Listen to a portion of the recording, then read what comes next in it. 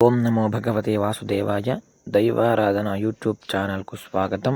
తీర్థం గ్రామానికి సమీపంలో నూతనంగా ప్రారంభములో ఉన్నటువంటి శ్రీ శనేశ్వర స్వామి దేవాలయం మరియు శ్రీ లక్ష్మీ నృసింహస్వామి వారి దేవాలయంలో కార్తీక మాసం పౌర్ణమి సందర్భంగా విశేష సిద్ధి మహాగణపతి హోమము మరియు శ్రీ సత్యనారాయణ స్వామి వారి వ్రతం ఎంతో వైభవంగా నిర్వహించడం జరిగింది. అందులో భాగంగా పూజకు వచ్చినటువంటి భక్తులను దంపతి సమేతంగా పూలమాలలు మార్పించి కూర్చోబెట్టి ప్రప్రథమముగా మనం చేస్తున్నటువంటి కార్యక్రమంలో ఎటువంటి ఆటంకాలంతా కూడా కలగకుండా ఉండాలి అని చెప్పి మహాగణపతి ప్రార్థన చేసి, మనం ఎందుకోసమైతే ఈ పూజ చేస్తున్నామో మన యొక్క సంకల్పం సిద్ధించాలి అని చెప్పి మహాసంకల్పం చేపించి ఆత్మ దేహం అంతా శుద్ధి కావాలి అని పుణ్యాహవచనం చేసి, ఎటువంటి విషజంతువుల నుంచి కూడా హాని తగలకుండా ఉండాలి అని చెప్పి ప్రార్థన చేసి రక్షాబంధన పూజా కార్యక్రమంతో పూజ చేసి, మరియు ఆదిత్యాది నవగ్రహాల నుంచి వస్తున్నటువంటి దుష్పరిణామాలంతా కూడా దూరం కావాలి అని చెప్పి ప్రార్థన చేసి నవగ్రహ పూజ చేసి సర్వ వాస్తు బాధలు వాస్తు దోషాలంతా కూడా నివారణ కావాలి అని చెప్పి అష్టదిక్పాలకుల యొక్క ప్రార్థన చేసి విశేషంగా సత్యనారాయణ స్వామి వారిని ఆవాహన చేసి పూజా కార్యక్రమాలు నిర్వహించడం జరిగింది.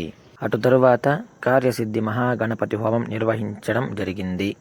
సృష్టిలోనే హోమం చాలా శ్రేష్టమైనటువంటిది. అందుకే హోమం యజ్ఞం అతి శీఘ్ర ఫలం అంటారు. మనం ఎంతో ఖర్చు పెట్టి పూజ చేసినా కూడా రాని ఫలితము ఒక యజ్ఞం చేస్తే వస్తుంది. అందుకోసం యజ్ఞం అతి శీఘ్ర ఫలం. సృష్టిలోనే ప్రప్రథమముగా మన సంకల్పం నెరవేరేది హోమంలో మాత్రమే. కార్యసిద్ధి కోసం ఏకైక క్రియ హోమం ఒకటే. అందుకోసం విశేష హోమాలంతా కూడా జరిపి భగవత్ ప్రార్థన చేశారు.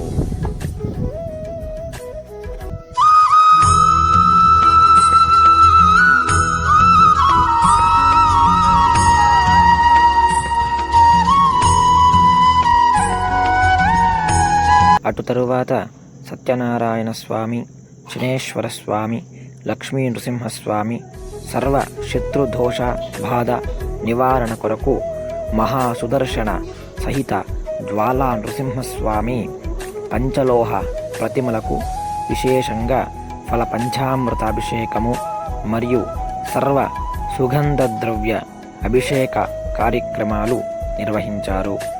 మరియు సర్వ రుణబాధల నుంచి విముక్తి పొందాలని విశేషంగా రుణ విమోచన లక్ష్మీ నృసింహస్వామి ప్రార్థన కూడా చేయడం జరిగింది.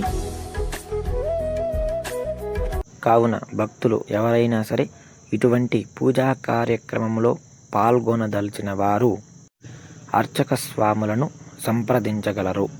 సాధారణంగా ఇటువంటి పూజా కార్యక్రమాలు నివాసమున్నటువంటి గృహంలో కంటే ఇటువంటి దేవాలయాల వద్ద జరిపించుకోవడం వలన మనం కోరుకున్నటువంటి సంకల్పం ఏదైతే ఉంటుందో అది శీఘ్రంగా నెరవేరే దానికోసము, స్వామివారి యొక్క దివ్య అనుగ్రహం పొందడం కోసము ఎక్కువ అవకాశం ఉంటుంది. కావున భక్తులు ఇటువంటి అవకాశాన్ని సద్వినియోగం చేసుకొని ఇటువంటి వైదిక మార్గములో ఉన్నటువంటి పూజా కార్యక్రమాలలో పాల్గొని స్వామివారి యొక్క దివ్య అనుగ్రహానికి పాత్రులు కాగలరు. అటు తరువాత సత్యనారాయణ స్వామివారి యొక్క వ్రతాన్ని జరిపించి స్వామివారికి ప్రీతికరమైనటువంటి గోధుమనూక నైవేద్యంతో కార్యక్రమాన్ని ముగించడం జరిగింది. మరిన్ని సమాచారం కొరకు క్రింది మొబైల్ నంబర్ను సంప్రదించండి. సర్వే జనా సుఖినో భవంతు.